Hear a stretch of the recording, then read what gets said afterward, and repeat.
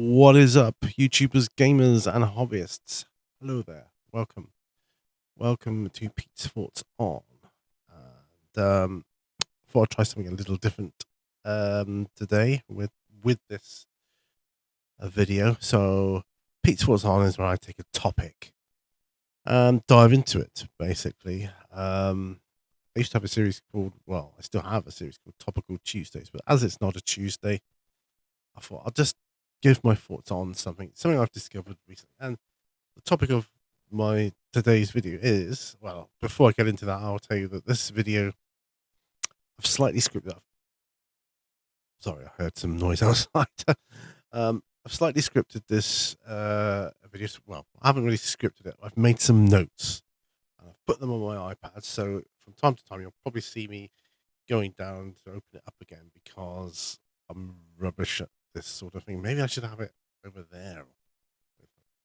Have it there or something. I don't know. But then I can't see it without my glasses on. So anyway, the topic of today's video is why I still love tabletop gaming, even when I don't actually play that often. Yeah, I don't actually play very often at all. Now, this is something I realized recently. I just suddenly thought, I don't play hardly at all now compared to as much as I used to years ago. Just gonna have some tea a minute, by the way. I've got some tea here, and I wondered why that is, and what am I doing exactly? And I thought, I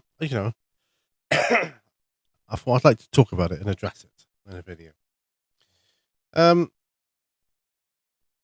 So I came up with a few things. One is, for me, playing isn't just about sitting at a table rolling dice, right?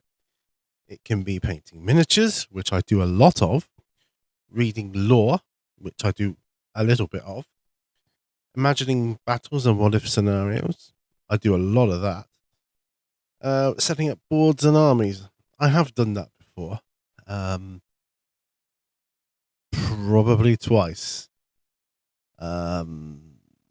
Without actually playing a game. So to kind of recap, I used to play games, whether it was tabletop war games, role playing, board games, that kind of thing, a lot. Years ago, I used to play a lot of it. I was always gaming. Now, what changed a lot of that was the whole. I don't really want to go into it, but the whole lockdown situation. 2020 to 2021 and beyond changed everything for me. And I think it did for a lot of people out there. So I consider myself more as a painter these days of miniatures than a gamer. But that said, I'm still heavily into gaming. Now, the role of imagination and narrative is something I wanted to talk about because this ties in with my interest of like Middle Earth and all that kind of stuff.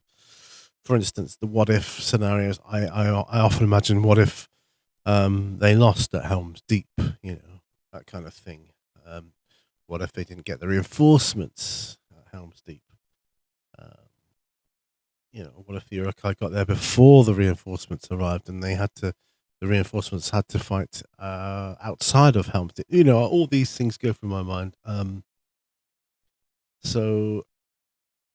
But I do think about these things. Now,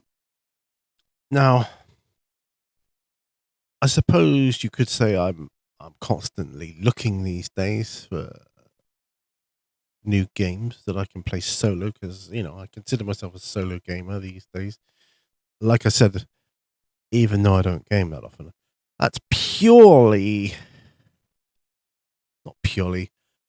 mostly because I don't have the time. Work is too involved, and that's just life, isn't it? But I am constantly looking for sweet spot games. And for me, I've changed over time. As you know, I've got MS and different challenges and things that go on. Um, so I wouldn't be looking at games today like I would when I was a youngster. Um, so rules heavy games, for instance, I find them exhausting. I don't find them enjoyable, so I tend to skip past those.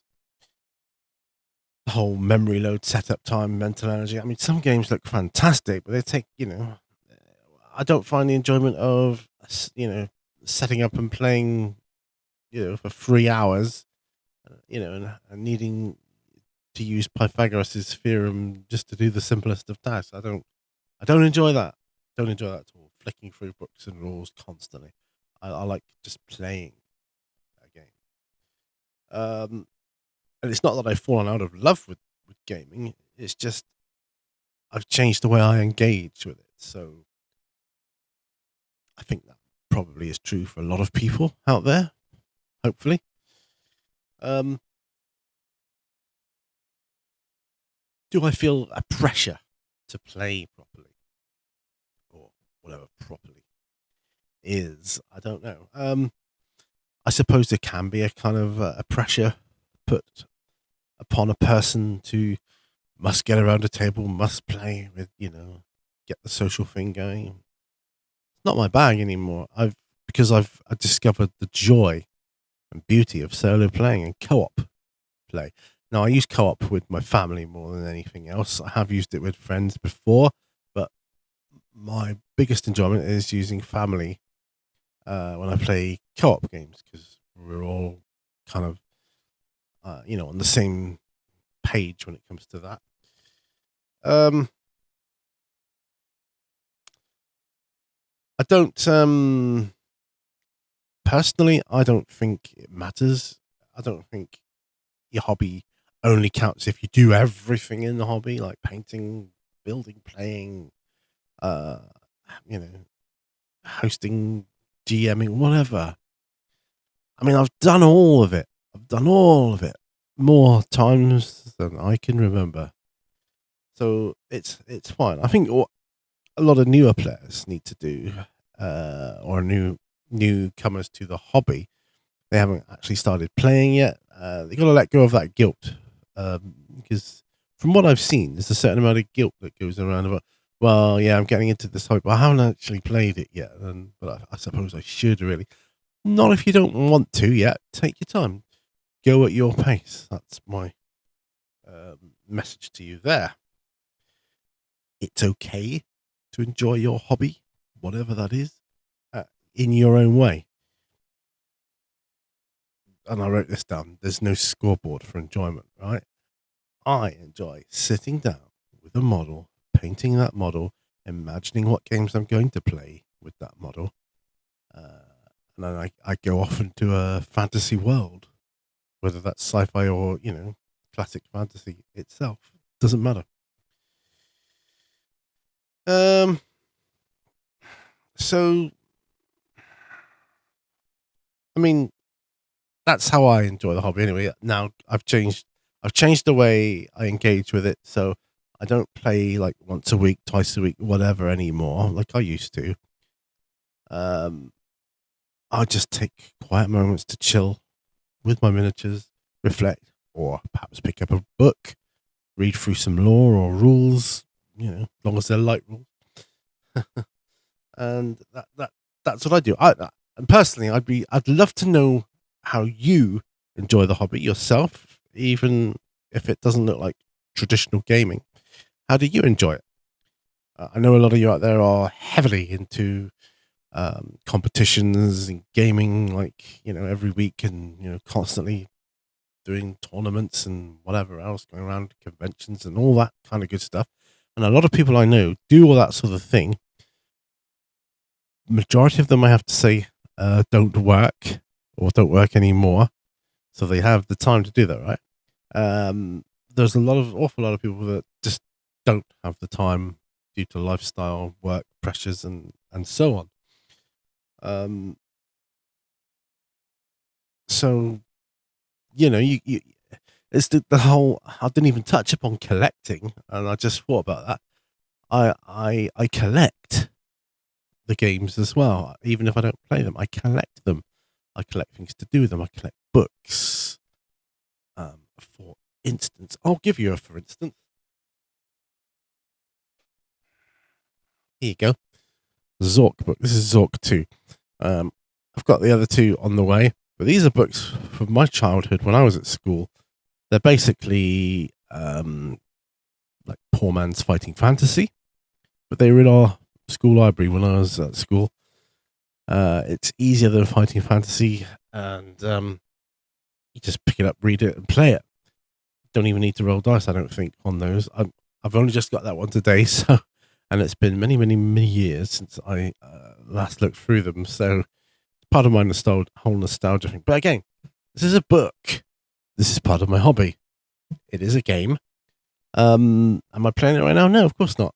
And YouTube itself, part of my hobby. So I'm making a video about it. But I just wanted to acknowledge I don't play as much as I used to. I used to feel a little guilty about that, but now I don't. I no longer have that guilt, and neither should you. But I am interested in, do let me know how you engage with your hobby, because it's always your hobby. It's individual to everybody, and it's a diverse topic, I think. But I am hugely fascinated to know your thoughts on this subject. So do drop comments down below. Hit me up with an email if you want. That's fine too. But I'd just love to know your thoughts on it. How do you engage with the hobby now? Has it changed for you since you started? Are you getting more into the gaming side, less into the gaming side?